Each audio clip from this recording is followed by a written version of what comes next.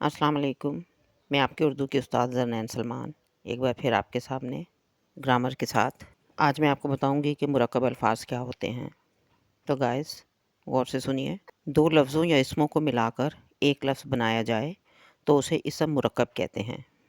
मसलन खाना काबा, ज़मीन व आसमान, मीनार पाकिस्तान, रोना धोना, घर बार, करीम का भाई, कोहे सुलेमान, कानगढ़, शीर व शक्कर, हस्बे हाल।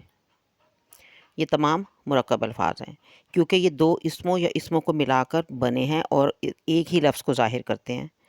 जैसे मैंने आपको भी एक मिसाल दी है, ज़मीन व आसमान। तो आप ये देखें कि ज़मीन एक अलग लफ्ज़ है और आसमान एक अलग लफ्ज़ है, लेकिन इनके दरमियान में क्या आया है? वाव। तो वाव जो है, इसने इन दोनों को मिला दिया है, दोनों अल्फाज को, यानी ज़मीन और आसमान को। तो ये क्या बन गया? मुरक्कब। ज़मीनो आसमान। अगर दरमियान में वाव आए, या वाव चूँकि पर्शियन वर्ड है, और अगर वाव की जगह और भी आ जाए, यानी अलिफ वाव रे और, यानी ज़मीन और आसमान, रात और दिन, सुबह और शाम, तो ये भी हमारे मुरक्कब अल्फाज हैं क्योंकि बीच में और आ गया। और अगर वाव वाले मुरक्कब अल्फाज हैं तो हम यूँ कह सकते हैं कि ज़मीन व आसमान, हुस्न व जमाल, अमीर व गरीब, हसीन व जमील, स्याह व सफ़ेद, दर व दीवार, आबो हवा। ये तमाम क्या है? हमारे मुरक्कब अल्फाज, क्योंकि इनके दरमियान में वाव आया है। तो वाव ने चूँकि इन दोनों को मिला दिया, तो ये क्या बन गए? हमारे मुरक्कब अल्फाज। ठीक है, आपको समझ आ गई बात? ठीक है। तो इसी तरह जब दो अल्फाज या दो इसमों के दरमियान में का, के, की या से ये भी आए, तो ये भी क्या बन जाते हैं? हमारे मुरक्कब अल्फाज। गाइस देखिए, मैं आपको बताना चाह रही हूँ कि अगर वाव और का, के, की या ज़ेर, इस तरह की चीज़ें अगर किसी दो लफ्ज़ों को मिलाने में काम आए तो वो भी हमारे मुरक्कब अल्फाज होते हैं। ठीक है। अभी जैसे मैंने आपको बता दिया वाव, यानी जब दो अल्फाज या दो इसमों के दरमियान में अगर वाव लगा दें तो वो क्या बन जाएगा? मुरक्कब अल्फाज। जैसे मैंने आपको अभी इसकी मिसालें दी हैं। इसी तरह अगर जब दो अल्फाज या इसमों के दरमियान में का, के, की या से आए तो वो भी हमारा क्या बन जाता है? मुरक्कब अल्फाज।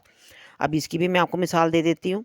जैसे कि करीम का भाई, गरीब का लड़का, अब्बा के रिश्तेदार, उर्दू की किताब, बिल्ली का बच्चा। ठीक है। तो आप ये देखें कि इन सब के दरमियान में क्या आया? का, के, की। तो ये भी हमारे क्या बन गए? मुरक्कब अल्फाज। ठीक है।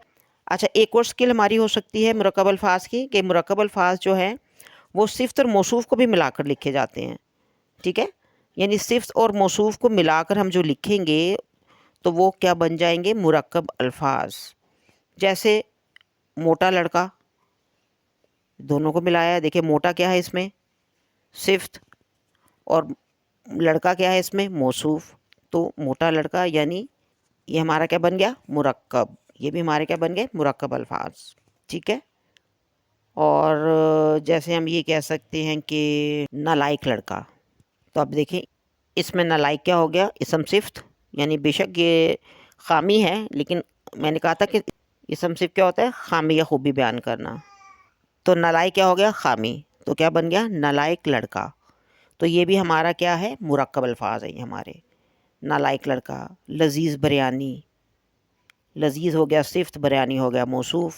तो ये दोनों भी हमारे, दोनों लफ्ज़ मिलके हमारा क्या बन जाएगा? ये मुरक्कब। ये सारे मुरक्कब अल्फाज हैं।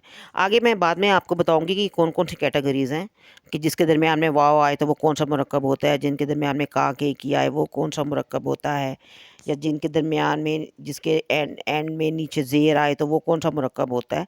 लेकिन मैं अभी आपको ओवरऑल बता रही हूँ कि ये सारे हमारे मुरक्कब अल्फाज हैं। ठीक है। या जैसे मैंने कहा कि जब दो अल्फाज इस तरह लिखे जाएं कि एक मानी दें, तो वो भी क्या बन जाता है? हमारे मुरक्कब अल्फाज। ठीक है। यानी उसकी क्या मिसाल है कि जब दो लफ्ज़ ऐसे लिखे जाएं कि वो एक मानी दें, तो वो भी हमारे मुरक्कब अल्फाज बन जाते हैं। जैसे 10 लड़के, हज़ारों रुपए, 2 शेर।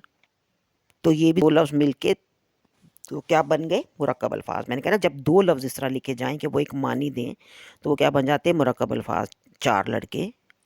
ठीक है ना, ये एक मिलके बन गए, एक ही मीनिंग दे रहे हैं।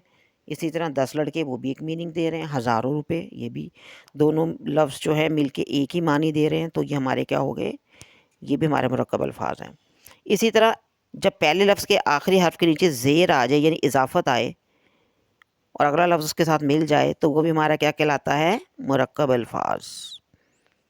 ठीक है, मैं एक दफ़ा फिर बता रही हूँ कि जब पहले लफ्ज़ के आखिरी हर्फ के नीचे ज़ेर या इजाफत हो, तो वो भी हमारे मुरक्कब अल्फाज होते हैं। जैसे देखें, कोह सुलेमान।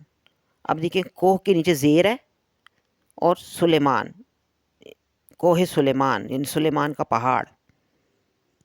तर्जमा करेंगे, ज़ेर का, ज़ेर जो इजाफत है का के सेंस में यूज़ होती है, लेकिन अगर परियर में लिखेंगे तो ज़ेर लगती है, तो ये भी हमारी इजाफत यानी, तो ये भी हमारा क्या बन गया, मुरक्कब अल्फाज है। हस्बे हाल। अब हस्ब के नीचे ज़ेर आ गया, बी के नीचे, और हाल, हस्बे हाल, तो इकट्ठा मिल गया ना ये।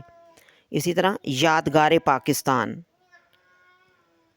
यादगार पाकिस्तान, यादगार और नीचे री के नीचे ज़ेर आ गया, तो क्या बन गया, यादगार पाकिस्तान। या मीनार पाकिस्तान, मीनार के नीचे भी ज़ेर आ गया, मीनार पाकिस्तान। ठीक है, तो ये हमारा ये अल्फाज जिनके नीचे ज़ेर या इजाफत आ जाए, वो भी हमारे क्या हैं, क्या है, हमारे मुरक्कब अल्फाज। बिल्कुल ठीक। तो अब आपको समझ आ गई कि दो लफ्ज़ों या इसमों को मिलाकर एक लफ्ज़ बनाया जाए तो उसे इसम मुरक्कब कहते हैं। मुझे उम्मीद है कि आपको मुरक्कब अल्फाज की समझ अच्छी तरह आ गई होगी कि मुरक्कब अल्फाज कौन कौन से होते हैं। गाइस, मैं आपको अगली वीडियो में मुरक्कब की चंद अक़साम के बारे में बताऊंगी। उससे आपको और अच्छी तरह वाज़ेह हो जाएगा कि मुरक्कब की कौन कौन सी अक़साम हैं और कौन कौन से लफ्ज़ मुरक्कब होते हैं। अभी मैंने आपको मुख्तसरन बता दिया है कि मुरक्कब अल्फाज कौन कौन से होते हैं। अगली वीडियो में मैं इंशाअल्लाह ताला डिटेल से आपको मुरक्कब की अक़साम के बारे में बताऊंगी। तो इजाज़त दीजिए, अल्लाह हाफ़िज़, दुआओं में याद रखें, जज़ाकल्लाह।